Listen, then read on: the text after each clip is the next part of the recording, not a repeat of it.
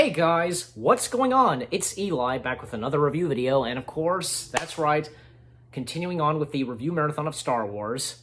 That's right, Episode 7, The Force Awakens. Yes. So it wouldn't be until 10 years later, and as I said in the last review video, Revenge of the Sith, that, it wouldn't be until 10 years later, and literally 10 years after Revenge of the Sith and its 10th anniversary, we would get another Star Wars movie, which being Episode 7, The Force Awakens. And of course, at that point, because around like 2013 and 14, and around 2012, those 3 years that Lucasfilm and Star Wars, they were part of the Disney family, and Disney, the Clone Wars was canceled, because Disney to focus on the new animated series Rebels and The Force Awakens, the next Star Wars film. And J.J. Abrams, because when it was announced that he was director, everybody was excited, because, hey, he had brought back the Star Trek franchise, the movies, and now he was doing this, Star Wars. And, so everything about this movie is really good. And I find it really strange. It's like, as of now, after the last two Star Wars films, The Last Jedi and The Rise of Skywalker, it's like, are people now bashing The Force Awakens? I thought when The Force Awakens came out, everybody loved it. They thought it was really good. I thought so too. Everybody seemed to really enjoy The Force Awakens. And I would say so, but come on, you don't have to now hate The Force Awakens. Give me a break. But everything about The Force Awakens is really good, from its story, the characters, just everything, with its characters, and in this, and with the setting of the sequel trilogy, the First Order is happening. We get, say, BB-8, Poe Dameron, and Max von Sydow. He makes an appearance in this. It's really cool because he's in the Star Wars franchise now, so and he has the first line, the first words of the film, this will begin to make things right. So that's cool. He gets the first words of the film. Found a piece to complete the puzzle to find Luke Skywalker, and with the villains like Kylo Ren, played by Adam Driver. And we also have, because he was with the First Order, but then he realizes that, he's made a huge mistake, FN 2187. But, when him and Poe Dameron, they become friends, Poe calls him Finn. Yep, and so Finn it is. And they have some pretty funny moments in their friendship, Finn and Poe. And I think if I remember, because what's his face, John, however you pronounce his last name, who plays Finn. I remember he said on the Graham Norton show that he first tried it with his actual accent because he's British, and he was like, I'm a stormtrooper, I'm here to save you, but it just did not work. And with his American accent, I'm breaking you out, his American accent in, as Finn works so well. And I remember, Graham asking him, what if you weren't able to do the accent? And he said, then I would have been pissed. Yeah, good point. And also, the main character of the sequels, Rey, played by beautiful, talented actress Daisy Ridley.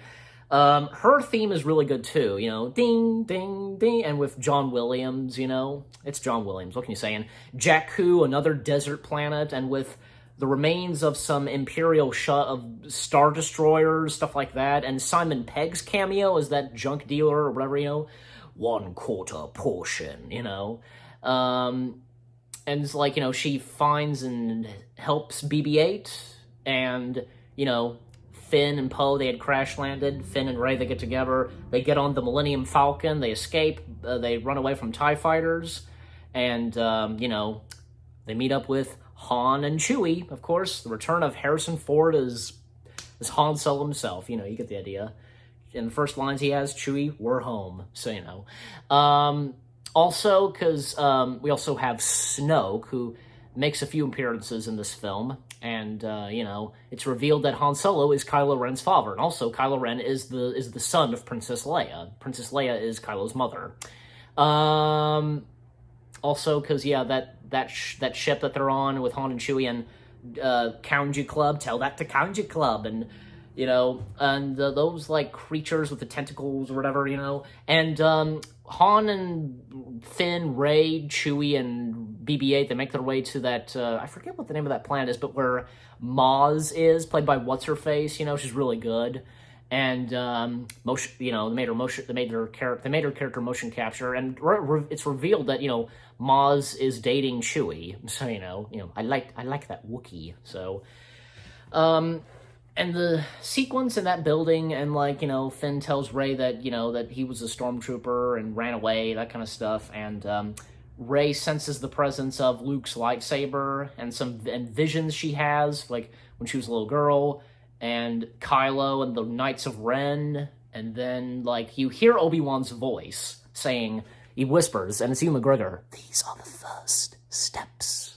Yeah, so that's cool, and also, because, Maz comes in, "I'm not one with the Force, but I know the ways of the Force," whatever she says, and, tells Rey to take the lightsaber, and she doesn't want any part of it. She runs away. The First Order, and with General Hux, I think, General Hux, I'm pretty sure, played by What's-His-Face, who was Bill Weasley in the Harry Potter films, his dialogue in this, all remaining, will bow to the First Order as the last day of the Republic. Just so good. And also, what else? And when, of course, the Starkiller base, just very creepy and evil looking, and just, menacing, and it fires and such, and it kills dozens of planets, far more advanced than the first two Death Stars, and also, I'm trying to remember. Oh yeah, because the First Order comes in, destroys that place, that Maz runs, and also Finn uses the lightsaber, and takes on some stormtroopers. We hear one stormtrooper that calls him traitor and ignites electrical kind of weapon, But I think Han or Chewie shoots him and such. And actually, there's two parts where Han, he uses Chewie's weapon, and the second time he uses it, he says, "I like this." Oh, Harrison Ford, still the same as Han. Still good old Han. Rey is captured by Kylo, and Leia comes in, the Resistance, and along with 3PO, "Goodness, Han Solo, it is I, C-3PO. You probably don't recognize me because of the red arm." And, the dialogue of Han and Leia, "You changed your hair." And Leia's same jacket, and "Oh, no, just still the same." And, so they all return back to the planet that they're on, where the Resistance are hiding, and Billie Lourd, Carrie Fisher's daughter, she has a part in this too, I think, because, Billie Lourd did audition for the part of Rey, but it was, of course, Daisy Ridley won the part, and J.J. Abrams, did give Billie Lourd another part, and, I don't know, I think, wasn't Carrie Fisher involved in that too, of getting her daughter a role as well? I guess. I don't know. I'll have to look it up again. But, Han, Chewie, Finn, they go on to Starkiller Base, and they save Rey, and they put up some detonators to destroy Starkiller Base, and, of course, that sequence with Han and Kylo, and just Han literally shouting at Kylo and his real name, "Ben!" And, Han Solo, "I've been waiting," whatever he says. And a bit of dialogue and such, and just Han telling Kylo, and his real name Ben, that, Snoke is using you, and just, I think a bit of Ben comes in, "I want to be free of this pain, just, will you help me?" And of course, and he holds out his lightsaber, Han touches it, and of course, out of nowhere, Kylo kills Han. That was a very shocking scene. I remember when me and my mom, when we first saw that, and I remember when we saw that, my mom gasped, and I was just like this, and my eyebrows raised, so. And the next day, I saw it with, me and Lil Blue saw it, along with IG Illusional. When we saw it, we there was a group of people that was seeing it for the first time, and even when the word Star Wars showed up, like, ah, and I was just like, oh gosh, they're gonna freak with Han's death. And even Little Blue knew too. He told me this, that he was just like this, and like prepare. And I plugged my ears as I knew it was coming, and they did like, ah, just like the group of people just, oh man, that's crazy. Also, trying to remember, yeah.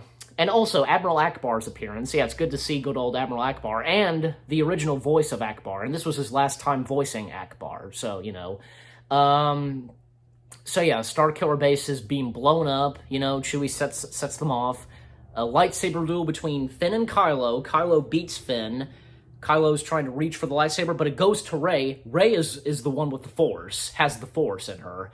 And lightsaber duel between Kylo and Rey. Rey defeats Kylo, puts him to the ground. Starkiller Base is destroying. Hux goes to Snoke, and like Snoke's like, leave the base at once and come to me with Kylo Ren. We must complete. It is time to complete his training. Good old Andy Serkis. He's so good at playing characters, motion capture, and Snoke, for example. So Anyways, and so, it's being blown up, Chewie picks up Rey and Finn on the Millennium Falcon, they take off, they all get out there, and, Poe and the X-Wing fighters who come in, like, they take on the TIE fighters, stuff like that, and yeah, all ends well, and, like, a bit of, more, like, sadness over the death of Han. R2, who's in this, like, is Awakens, and BB-8 and R2 have a bit of interaction, so does 3PO. R2 has another missing piece to the map, of trying to find Luke, and the map is completed, as 3PO says. Rey says goodbye to Finn. We'll see each other again. I believe that, because Finn unconscious after Kylo kind of wounded him on his back, and Rey kisses Finn on the forehead. And one last line of the film, and from Leia, Rey, may the Force be with you. And I like how the first time Rey and Leia meet, and they hug and such, and because of the loss of Han. So, anyways, and so Rey, Chewie, and R2, they go off to find Luke. And actually, I'll save it for The Last Jedi, something about R2 and Luke. So, Rey climbs up the steps, and we see Luke finally, and his robotic arm, because the skin peeled off and such, especially because what happened after the events of Return of the Jedi. He got wounded, and so, she hands out the lightsaber, Luke just looks at it, and then boom, the credits roll. And Luke has no lines in this, but another thing is, interesting, fun fact, the table reading of The Force Awakens, J.J. Abrams had Mark Hamill be the narrator, which that makes sense. It's very clever, Luke doesn't have any lines, but hey, Mark Hamill being the narrator, why not? So, but yeah, so, The Force Awakens, it's such a good, it's a really good film, and I hate to see that after the last two Star Wars films of the sequel trilogy, people are just, like, bashing, for no reason, bashing The Force Awakens. Why? I swear, when it came out, everybody was enjoying it. Everybody loved it. Just what happened? I just never understood that, But with that being said, you know what's next. The last one, The Last Jedi. The last one for the Star Wars Review Marathon. Stay tuned for that. So with that being said, thank you guys for watching. I give Force Awakens, I rate this, what the heck, I give it 10 out of 10. It's really good, I enjoy it. I enjoyed it when I saw it, and yeah, and you guys let me know what you think of The Force Awakens. If you enjoy it, just leave comments as always, and what I said about the film, So again, 10 out of 10 for The Force Awakens. I hope you enjoyed my review of Episode 7, The Force Awakens. More reviews coming your way. They're going to be awesome. Keep looking forward, and I'll see you guys in the next video/review video. And again, stay tuned for Episode 8. Take care, peace out, and may the Force be with you.